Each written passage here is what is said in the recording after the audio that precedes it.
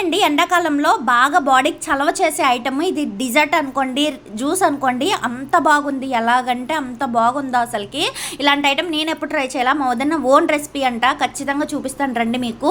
ముందు కొబ్బరి బోండంలో ఉండే కొబ్బరిని మొత్తం, లేత కొబ్బరిని తీసుకోండి. అలాగే ఫుల్ కొబ్బరి బోండం వాటర్ మొత్తం తీసుకోండి. ఆ తర్వాత ఒక 3 టేబుల్ స్పూన్ పెరుగు వేసుకోండి. 3 టేబుల్ స్పూన్ గ్లూకాన్ డి వేసుకోండి.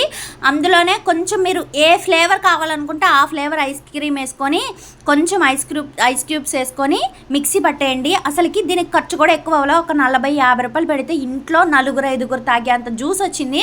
అంత బాగుంది అసలుకి. ఇది తాగుతూ ఉందండి మంచిగా నోటికి పల్ప్ అనేది తగిలి ఫ్లేవర్ అనేది మీరు లస్సీ కన్నా ఎక్కువగా బాగా మంచిగా టేస్ట్గా పిల్లలకు కూడా పెడితే అంత బాగుంది. మా వదిన దగ్గర ఇన్ని ఓన్ రెసిపీస్ దాగి ఉన్నాయి కదా, అవన్నీ మీకు చూపించాలి అని అనుకుంటే కనుక ఈ వీడియోకి 100 లైక్లు వేసేయండి. వీడియో నచ్చితే సబ్స్క్రైబ్ చేయండి మర్చిపోకుండా. ఉంటాను మరి, బాయ్ బాయ్.